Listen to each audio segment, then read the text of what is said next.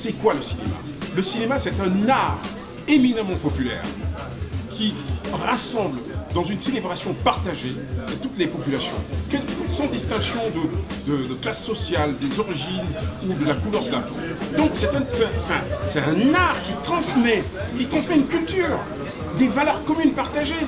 Ce documentaire-là, oui. Quel est le message essentiel? Eh bien, ce message essentiel est en celui-ci. 2020, en 2020, ouvrez les portes et les fenêtres de ce milieu du cinéma de l'entre-soi pour permettre l'expression de ce dynamisme, de cette inventivité, parce que le talent, comme l'émotion, n'a pas de couleur.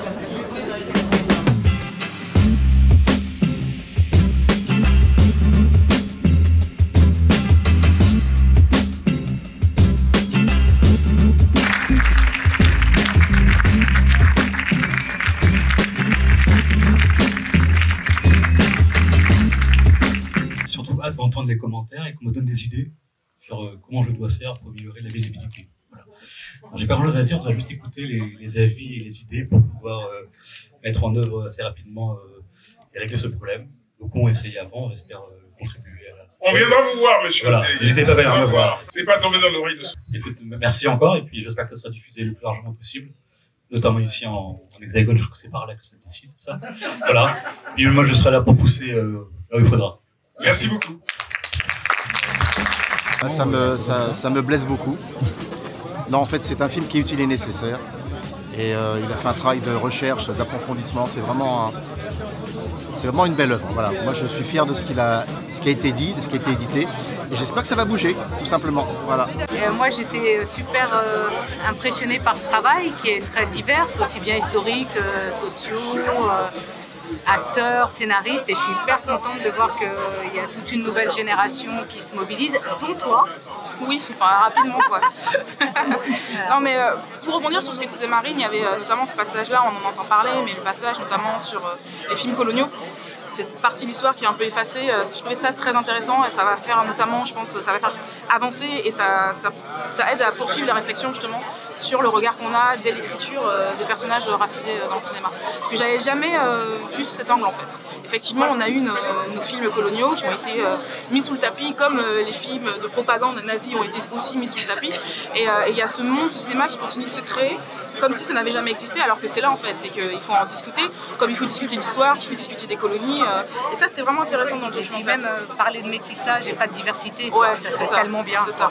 Alors moi je noterai d'abord en grande partie cette réplique de Jean-Michel Martial, qui pour moi est la plus forte du documentaire, et c'est intéressant de dresser finalement le constat de cette situation et de proposer des pistes de solutions, et c'est ça qui est intéressant. C'est une analyse assez fine, assez documentée, et c'est ça l'important, partir de tout ce que l'on voit pour pouvoir faire avancer les choses. Alors c'est triste qu'en 2020 on en soit encore à essayer de compter la température colorique des bipèdes humanoïdes qui composent la citoyenneté française. Mais c'est un constat avéré. Depuis le théâtre nègre des Champs-Élysées, depuis bien avant les expositions coloniales, la situation n'a pas vraiment changé. Je ne vais pas faire de grands discours. Je pense que la solution est vraiment dans l'action. J'ai bien aimé l'idée de faire des choses, pas contre les autres, mais pour soi-même.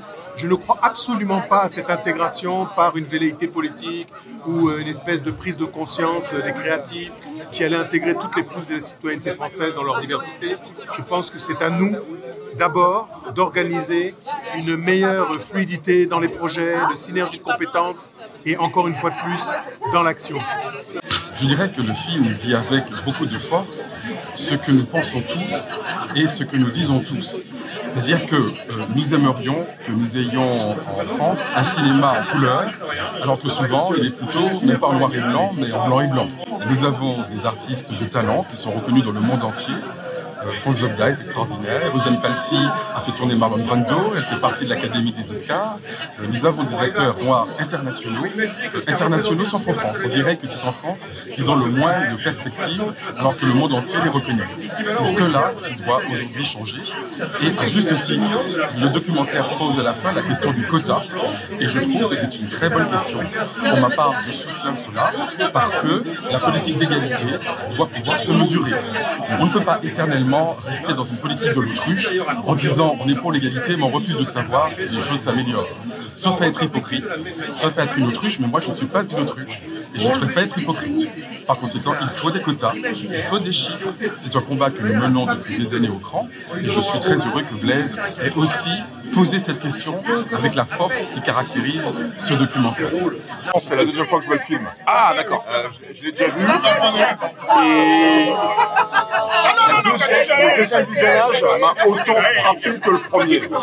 C'est dire que c'est un message qui est fort, c'est un message qui doit être entendu, qui doit être répété. Et en fait, moi, ce film, il me donne envie. C'est le genre de film, quand vous le regardez et quand vous êtes concerné par le propos, qui peut vous énerver, qui peut vous frustrer, qui peut vous pousser à l'abandon. Ben moi, c'est l'inverse. Ça me donne envie de faire, ça me donne envie de proposer. Un peu comme la citation de René Char à la fin du film. Ça n'est qu'en proposant et ça n'est qu'en faisant qu'on finira par être vu et entendu. Et donc voilà, je remercie Blaise d'avoir fait ce travail qui n'était pas simple pour plein de raisons. Déjà rassembler les acteurs principaux, en tout cas parmi les principaux acteurs du cinéma français, c'est une tâche titanesque. Puis travailler sur les archives, le travail de recherche historique, tout ça est très bien fait. Il y a une mise en perspective, il y a un constat, il y a une mise en perspective qui éclaire la question de façon complète, exhaustive et voilà, qui pousse à la réflexion. Donc maintenant, il faut espérer qu'il soit le plus diffusé possible. Ce qui m'a surpris, c'est vraiment la densité du film et le nombre d'intervenants à la fois très pertinents, très complémentaires les uns des autres. J'ai trouvé ça vraiment très intéressant. Vraiment, cette manière d'avoir agencé les propos, c'est vraiment bien. Je trouve que le film est nécessaire dans les questions qu'il aborde. Et effectivement, cette question des quotas, c'est une question qui se pose depuis très longtemps. Et je pense, comme plusieurs intervenants, que faute de solutions efficaces, il faut envisager ce qui a pu fonctionner ailleurs. Donc, moi, je pense que les quotas, c'est un vrai sujet, une vraie question à poser pour faire en sorte que les choses soient en place. Agréablement surpris, M. Blaise Menjiwa, vous êtes un seigneur. M. Blaise Menjiwa, vous êtes un grand monsieur. C'est fait avec tellement de noblesse, tellement de dignité, tellement de véracité et de vérité. Je vous tire mon bonnet. C'est un testament. C'est plus qu'un documentaire, c'est un testament. Voilà.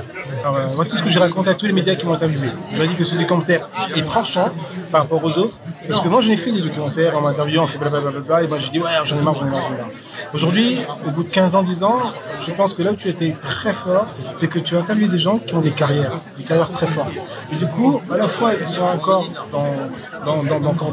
ils sont encore affamés de pouvoir avancer, mais tu as su mettre en avant leurs travaux. C'est-à-dire qu'aujourd'hui, tu vois, ce film-là, ce documentaire, il y a les gens qui revendiquent encore une meilleure place, mais à la fois, tu montres ce qu'ils ont fait. Tu les légitimes parce que leur talent est présent en image, en outil. Donc voilà, donc c'est vraiment super et que ça leur sert aussi de légitimer leur parole. Bravo Blaise. Bravo.